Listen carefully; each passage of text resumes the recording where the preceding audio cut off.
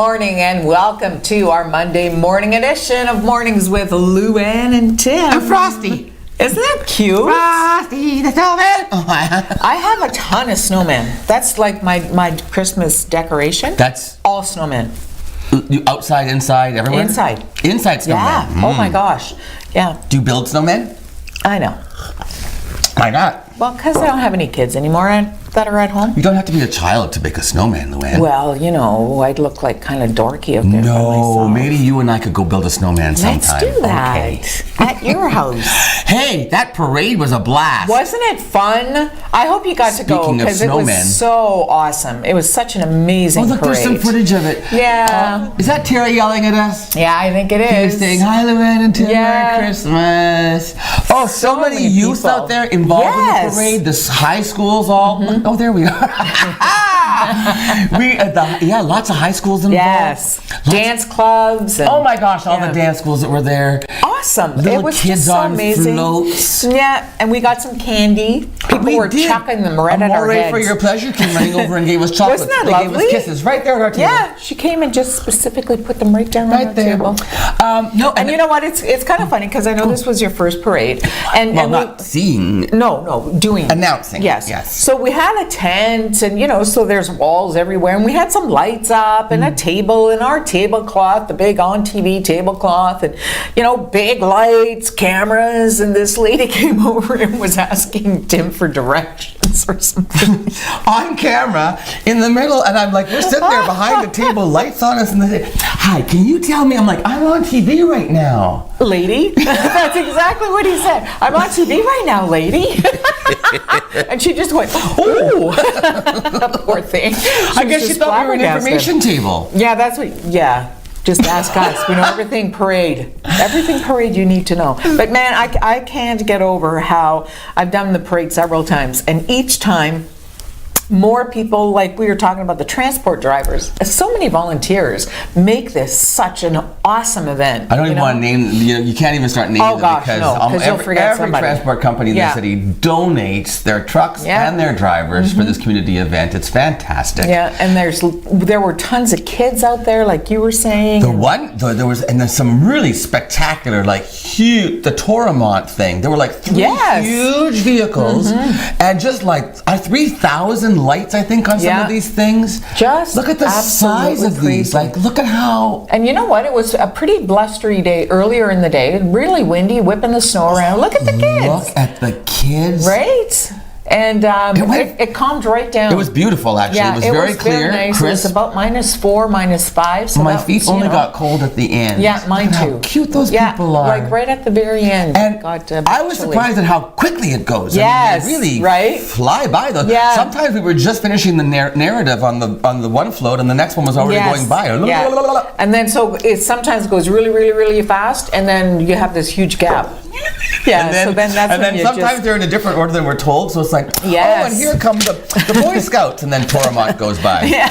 It's like, oh, and here comes Toromont, and there's like all these little Boy Scouts going by. Yeah, you're just like, no. Anyway, those two are not paying attention. Great turnout. Yeah, we were very, very happy to be there. How was the traffic for you leaving? Oh my word. Oh, wow. You know what? Right?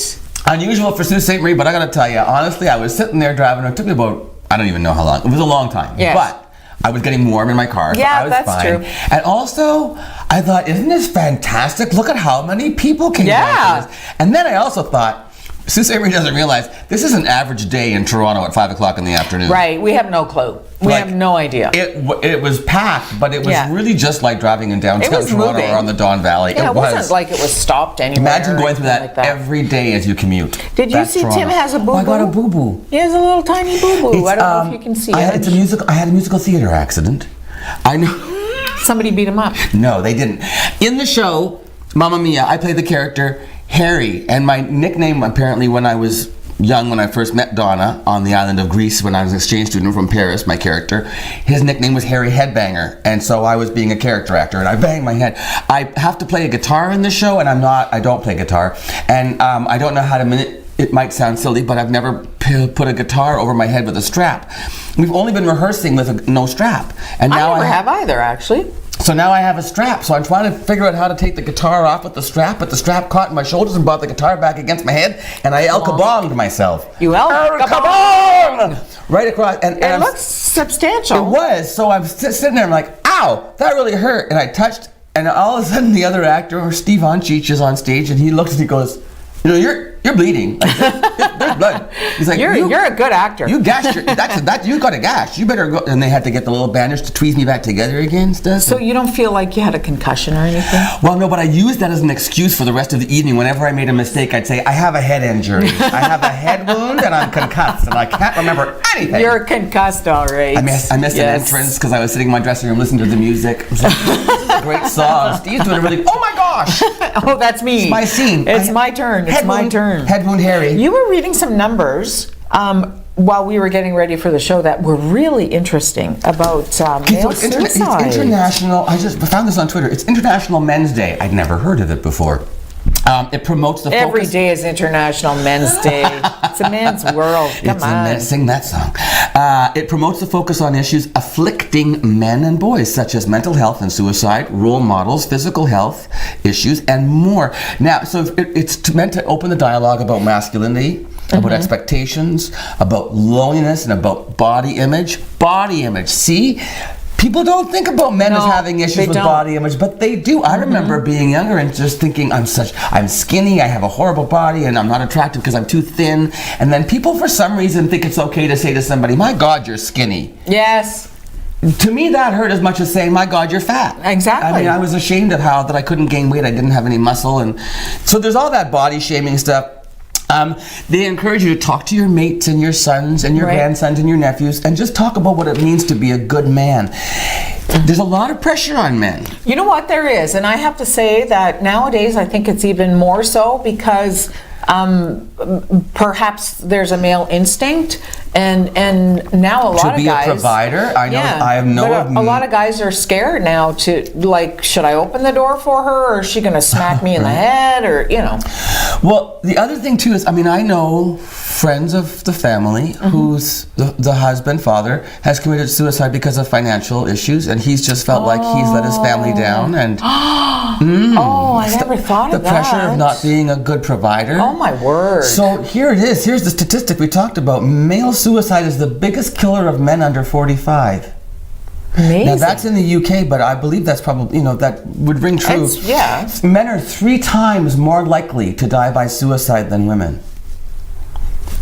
To die because this was interesting. One of the things that it mentioned, they think one of the reasons the rates is higher is because women tend to use things like poisons to commit suicide, whereas men use more violent methods like guns or whatever, and so they are more successful, whereas women tend to maybe end up in the hospital and recover from their suicide attempts, whereas men's suicide attempts end up fatal more often. Yes. And of course, it does coincide, on a better note, it does coincide with Movember, which is awareness for prostate and testicular cancer, which is completely preventable if you check yourself, test yourself, go get tested. There's a certain age when you should be having your prostate and all those things checked. Do that, take care of yourself. This year's theme for International Men's Day is positive role models. So there you go. If you're a man out there, go and be a positive role model for a young man, and maybe ask some women about what they think makes a man a good man. You know what? I think that's an awesome idea, because we'll give you some advice. Oh boy, will you ever. We will so easily tell you how you should be acting. It's also World Toilet Day.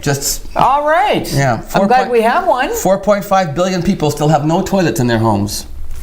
More people have access to a mobile phone than they do to a toilet. What? Which makes me say, well, if I had a phone and no toilet, I'd just say, Siri, where's the nearest toilet? Well, sure, there's that. Yeah. You could ask. No, that's the truth, though. No functioning toilets in their homes. But they have cell phones. Billion people. That's a lot. Well, that's a lot of poop everywhere. No, right? Where are they? That's. Well, that's how you end up with cholera when you go to Cuba. I'm thinking. It's got to be just a little on the nasty side. Because you don't have the proper disposal, so it just goes into good morning, enjoy your breakfast. I have a quick story I saw on Twitter. Tell. So funny. Conan O'Brien ended up photobombing a couple's wedding. Beautiful scenery. They're in amongst trees, and he was just out going for a walk. And he says it's the 47th wedding that he's ruined. And he says when he hits the 50th wedding that he's ruined, he'll retire. Very, very cute. It was hilarious. Try and find it on Twitter because it's worth a giggle this morning. Does he still have a show? No. Yes. He does? I think so. I have no idea what Conan O'Brien does up to these days. I'll have to check it out. I think it's very, very, very late. I have a good show today. How about you? I have an awesome show today. How about you? I have Inspector Monique Rollin. Oh, awesome. From the Sault Ste. Marie Police Service. Monique has announced her retirement. Yes. January, 31 years, I believe, as an officer. She's younger than I am. How does that work? Well, right? She's written some very interesting articles on female leadership and feminism in the workplace. And we're going to have to talk about that. And then also, there's a gingerbread contest coming up. Oh. I know, and it's a fundraiser, and it's being done through some students from Sault College. And so they're going to be here to talk about what their efforts are doing and how they're raising money. Awesome. And you have the news, so I do. Don't go anywhere. More Mornings with Luann and Tim following this message.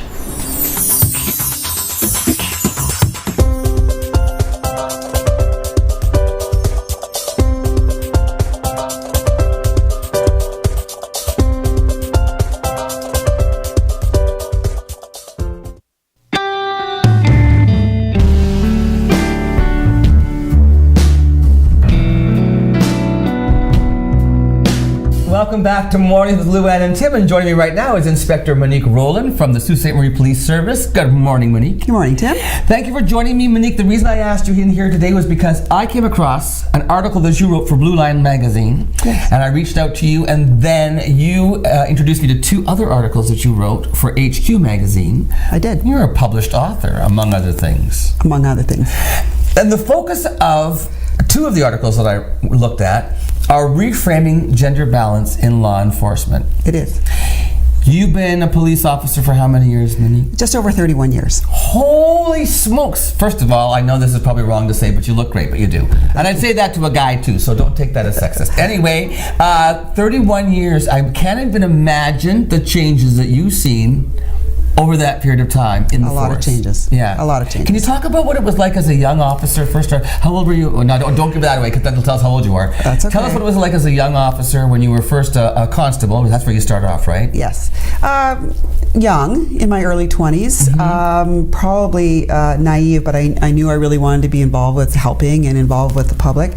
But a lot of things have changed. The way we react, we were never as victim focused as we are now. We didn't see the public as partners the way we do now. We didn't see ourselves maybe as like serving the public as much as we did as enforcing crime back then. Okay.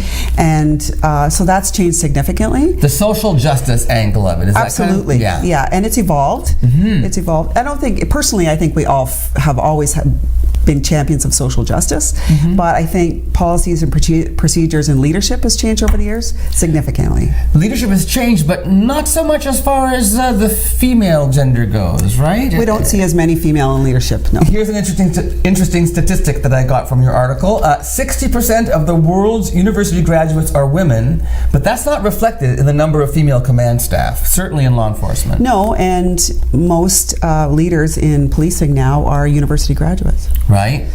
You, at this point, now it's 2018, you were trying to figure out, I was asking you about how many female police chiefs you could name, and you came up with, I think, about 4 or 5 through the province of Ontario. Yes, yeah, significantly fewer than male counterparts. What is it about law enforcement that you think has created barriers to women in leadership? I think there's significant barriers systemically. Absolutely. Okay. And I think systemic barriers exist when you look at promotional processes and when you look at opportunities that women either are given or women seek. We tend to reward in promotional processes those high flyers, those officers who work overtime, who do special projects, who are available to do things that perhaps a lot of their counterparts aren't able to do. And we reward that type of behavior, and we should reward that kind of behavior and those kind of projects and changing the way we do business and really advancing policing.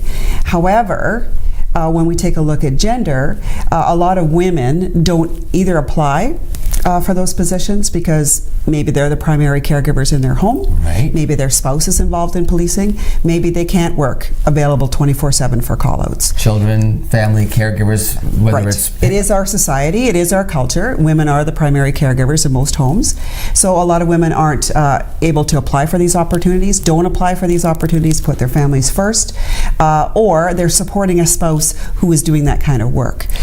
Both spouses can't do that kind of work. Right. Somebody has to maintain the stability within the home. So we find often that, and a lot of women have spouses who are in policing, that the husband or the male spouse takes on that role. Right. So that is a systemic bias. I see it as. Okay. And I also see it as there are job descriptions that say must be available for call out 24 hours per day.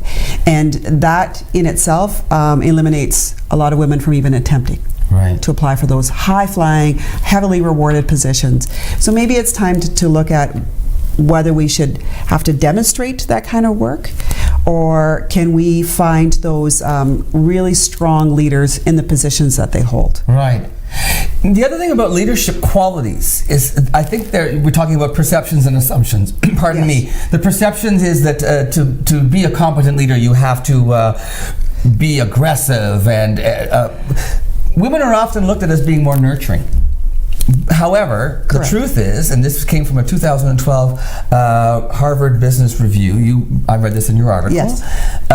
This is some of the competencies that women are known for, the Yes. female gender. Getting things done, positive role modeling, delivering results. They're leaders who can take on difficult challenges. Yes. They work with integrity. They're known for their integrity. Absolutely. Women and also for, once again, overcoming barriers and accomplishing and achieving. Right. So it's interesting that we might look at females as having a different set of leadership skills as men, but in the long run, not so much, right? It's not so much. We have to take a look at where policing came from. Paramilitary organizations like police came from the military. The military came from the need for those types of leaders in things like war, where you had to tell soldiers, go out and do this, and there were no questions asked. And you had to surround yourself with like-minded people who didn't challenge your authority, because there needed to be authority in those types of paramilitary hierarchies. Well, we're finding that in our culture, particularly when we have younger people coming in, they need to know the why. And they need to understand why they're doing the work that they're doing. And they need to know the relevance behind it and not being told just to do it. So the leadership styles have had to adjust to the people that we are leading. And in doing that, we have to take a look at maybe flattening those hierarchies a little bit and taking a look at our internal biases and giving people a voice. Right. And traditionally, there have been no voices in leadership except for the leader's voice. Now, you have had the honor of speaking and presenting at a conference, right? Tell me a little bit about that. You went to somebody submitted basically your name Yes. to present because of the articles, Yes. and they were almost looked at as what's the word that you have to put forth An abstract. an abstract. So this was sort of accepted as your abstract as an application to speak, It was. and you received the honor. And you spoke where? At the International Association of Women Police Conference that was held in Calgary. We were honored, Canada was honored to be able to host it this year. It goes from country to country every year. The International Association of Women Police is an international worldwide organization, and at that conference there were about 800 delegates from about 60 countries, majority women in law enforcement. That must have been incredible. It was incredible. What an honor to speak there. It really was. There were many, many speakers. I was part of the leadership group that spoke on leadership, and I was very, very fortunate to be able to talk to women from every walk of life, from every country, and find out that their experiences were similar.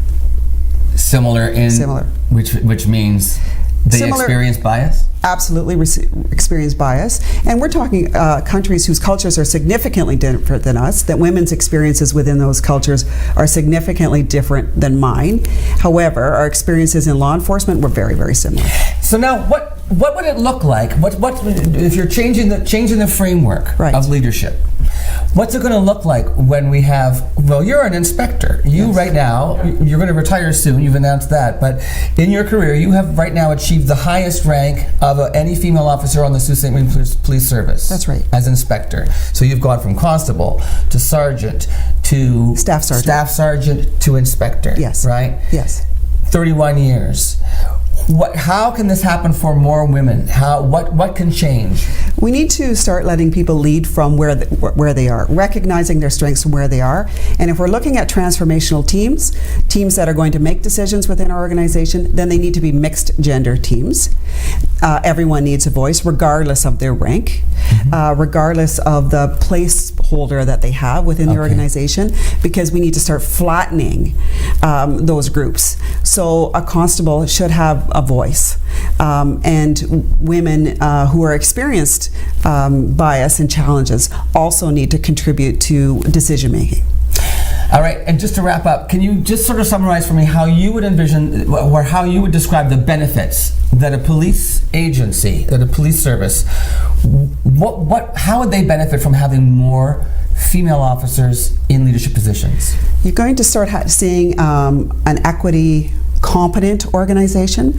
So when you start looking at different viewpoints, then you're easily, then you can understand the challenges of somebody else's point of view.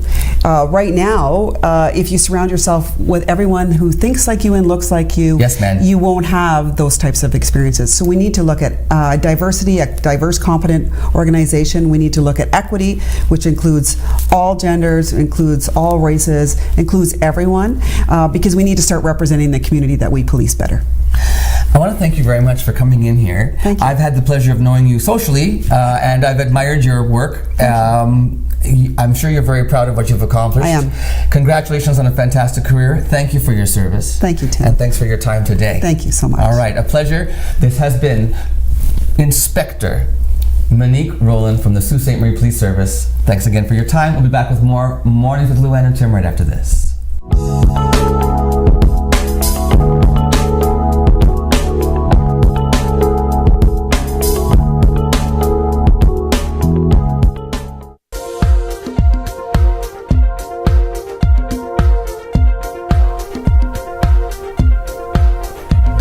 It was great spending time with Monique Rollin here in the studio. What a career she's had, and she stayed with us after because Riley and I are working on this series on sexual assault for On Investigates, and Monique stayed and she did after that interview stayed for a half hour and chatted with us. Isn't that lovely? About what happens when a person goes to the police station to report a sexual assault.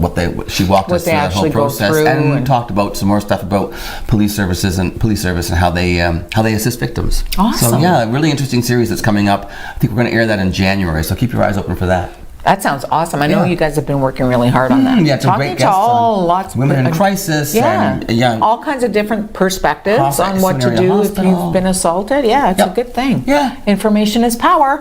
Thank you for saying so. Yepper. So Princess Beatrice. Okay, you and your royal family. Yeah, Sarah and Andrew's daughter, just married. She was seen at an airport. I hate to be the one to tell you. What? She used an Uber. Is that bad?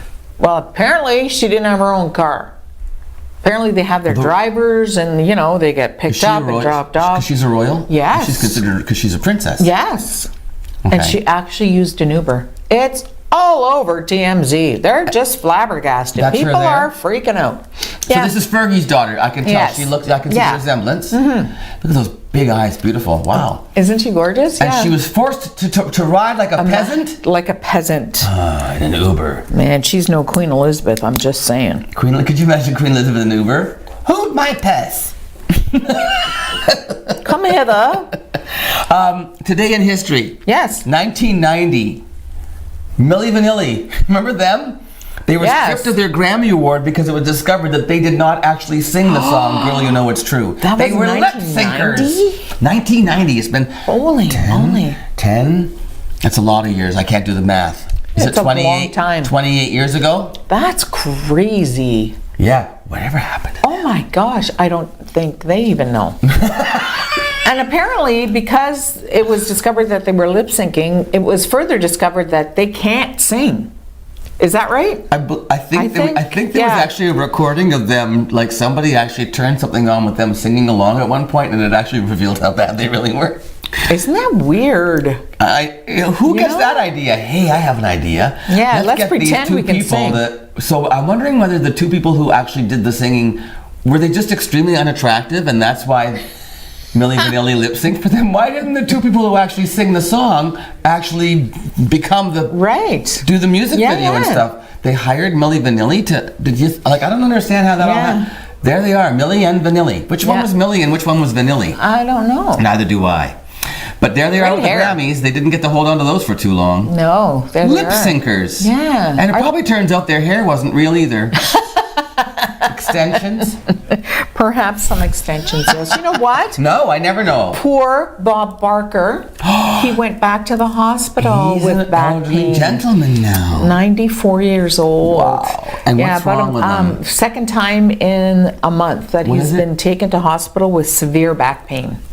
Well, he stood for so many. It was probably from pulling on that big wheel all those years. But he didn't have to do that. Well, he probably had to practice, maybe or something. Spare time. Probably from lifting all those animals that he rescued. Yes, from that snipping sounds all much those better. Dogs. Yes, getting them all neutered and spayed. Yes, he was doing it himself. He was. Yeah, poor guy though. He put his back out spaying a dog. Yeah, but apparently he fell prior to that and banged his head. Oh no, that's not. I know what that's like to bang your head. Yes, you do. You headbanger, you.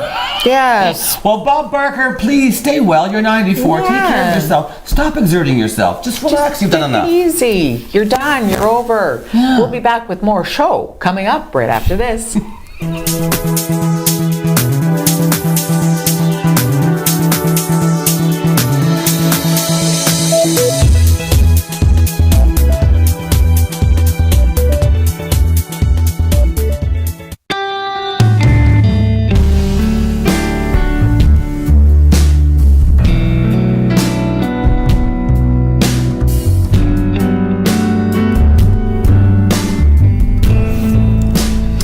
Welcome back to Mornings with Luann and Tim on TV. Mr. Trump. Boy, I'm sure they were thrilled in California that he finally went to see them and talked about how in Pleasure, California? Pleasure, yeah. He called said it Pleasure. Twice. It's Paradise, California.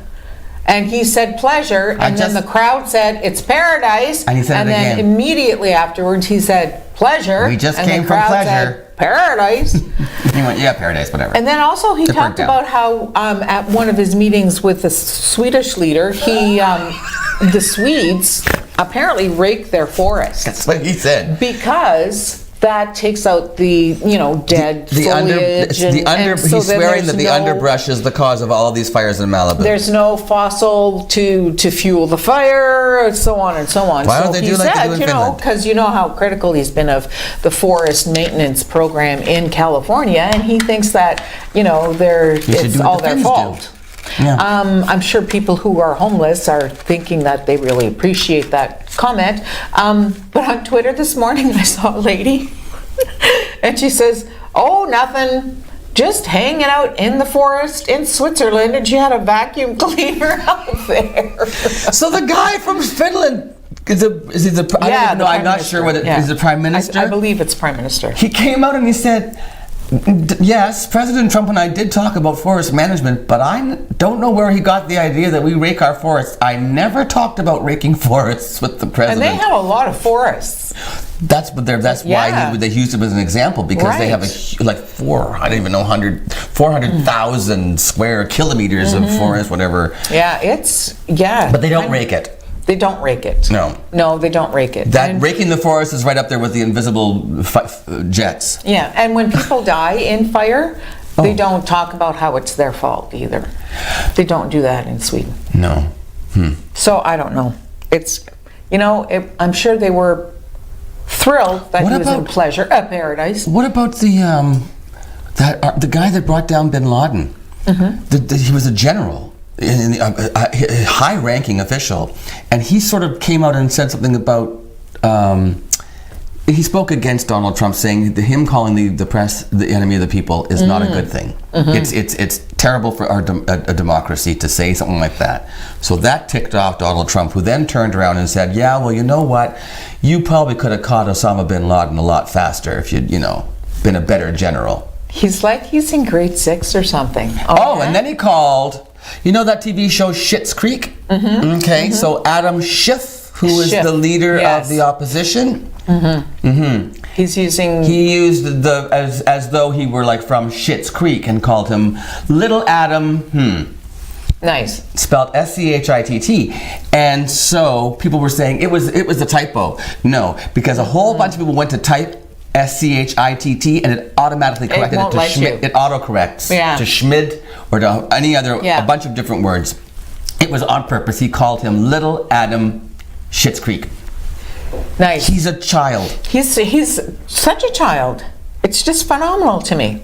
I thought I was a brat. You are a brat. Who's coming up on your show next? I've got some friends from Sault College coming in. You have friends? I have friends, yes. Lisa and Barbara are here to talk about this great Gingerbread House festive face-off and the fundraising and all the stuff they're doing. Such a good idea. For the soup, it's all for the soup kitchen, and they've got amazing different ways of raising money for this and bringing donations in, and so we're going to talk about that next. Awesome. It's fun. It's going to be in the Station Mall. Stay tuned for Barbara and Lisa and me. You get a break. Right back after this.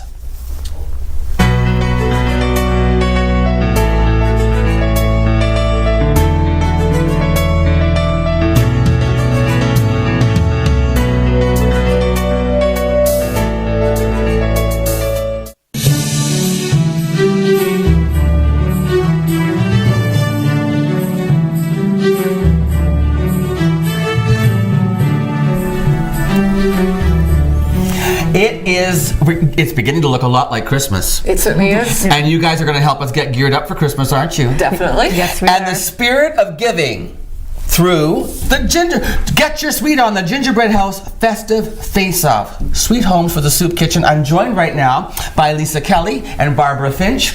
Barbara, it's nice to see you eye to eye. A lot of the times I'm on a stage and you're down in the orchestra pit playing the bassoon for the Sault Symphony Orchestra. True enough. True enough. Thank you for volunteering for the Sault Symphony Orchestra and all that you do for culture in Sault Ste. Marie. Well, thank you. And thank you, Lisa, for helping put on this event for the soup kitchen. I'm so glad that we're involved. So tell me, there's 5 of you that are putting this on. Yes. And you are all students in the program at Sault College, which is called the Public Relations and Event Management. Okay, Yes. and there's the poster for the Gingerbread House festive face-off right now. It's going on this Saturday in the Station Mall. Yes. Tell me about this event. How much fun is this going to be? It is going to be a tremendous amount of fun. Okay.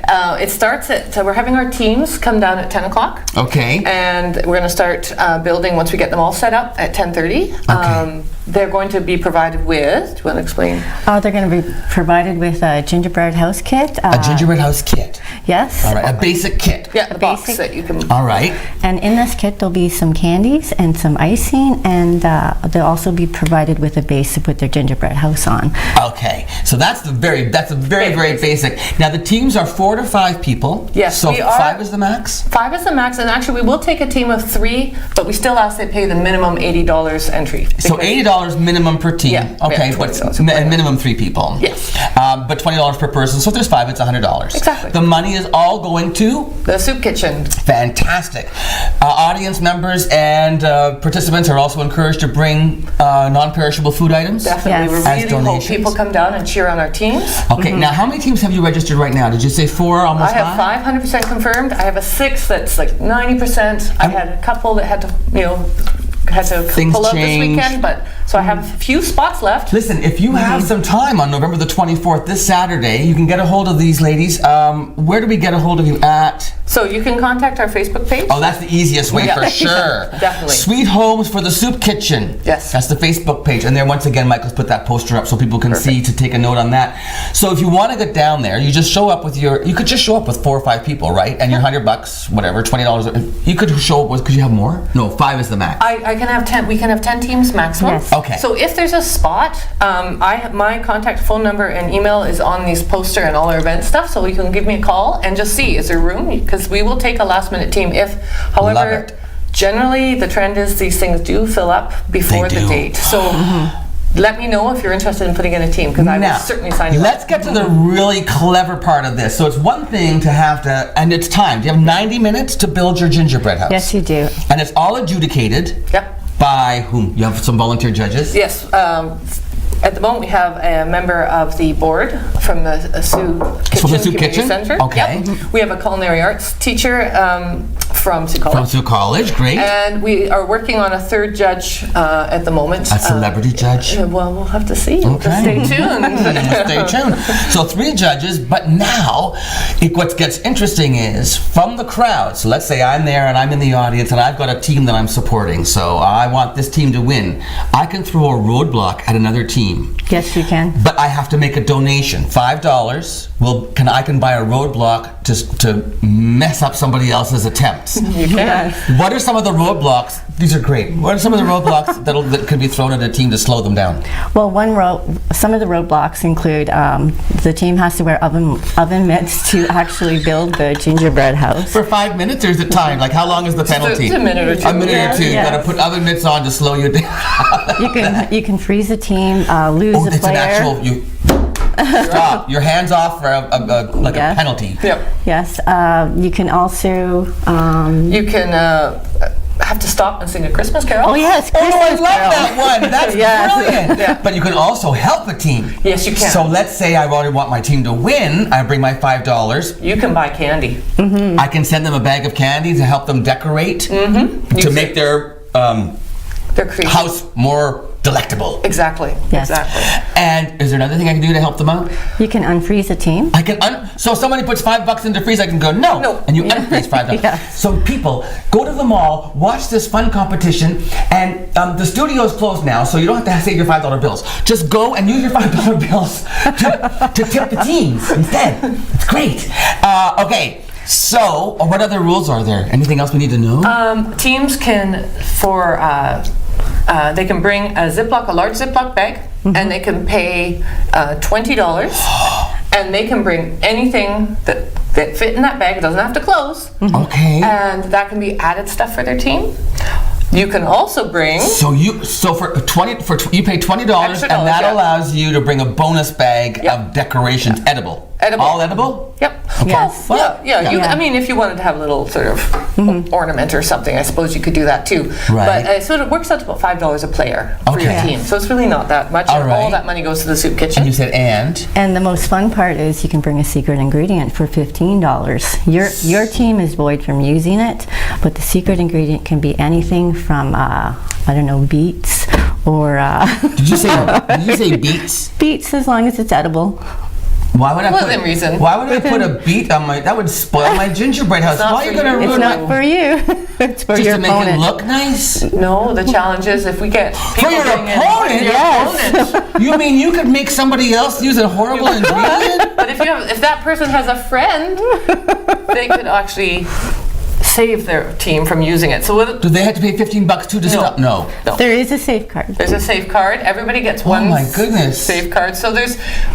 Could you be terrible and make them do green onions? Make a little garden? Yeah. Oh, well that wouldn't be. That a bad wouldn't be so idea. bad, actually. Yeah. But it is the secret ingredients within reason. Within reason, because I mean, you don't want to make it gross. No. Totally gross. But what'll happen if people do bring in these secret ingredients? We're going to have a stop at a moment, and the building inspector, who's another that's member of our team, Right. Abiram. One of the people who put this, the 5 of you together, one of you has been deemed your building Yes, inspector. this is Yes. Abiram, and he is going to help make sure all the teams are following they each have a space. You can't cross your line, or Abiram, the building inspector, is going to have to give you a penalty.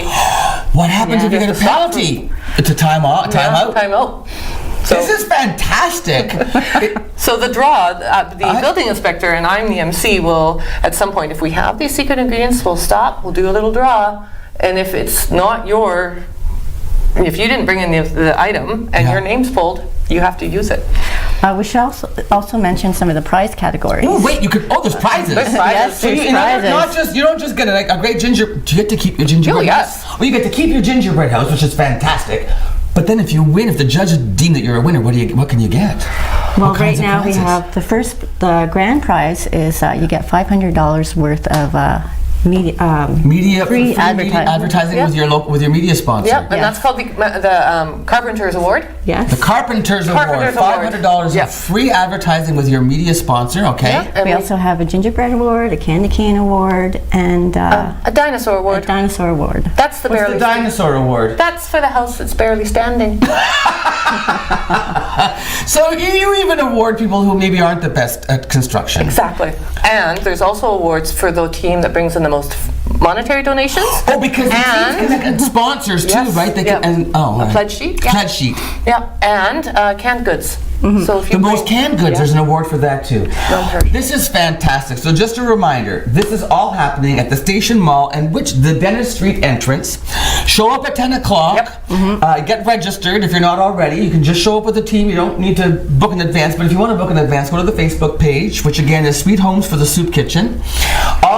All the money and all the donations go to the soup kitchen. Everything. It sounds like a blast, and what a great way. And then when you're down in the mall, you can go see Santa and enjoy the shops, and it's a great time of year. And don't forget to check out our Sweet Elfie Selfie contest on Facebook. Sweet Elfie Selfie. Take a picture of yourself as an elf, and you can register to win a prize as well. Exactly. Yes.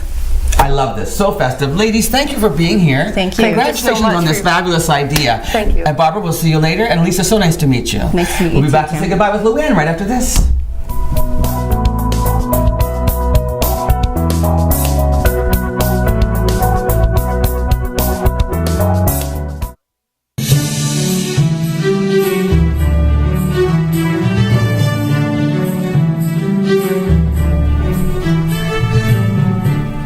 I'm gonna go have some gingerbread now. I got with a craving. Dippy dippy. Dippy dippy. Only if it's stiff.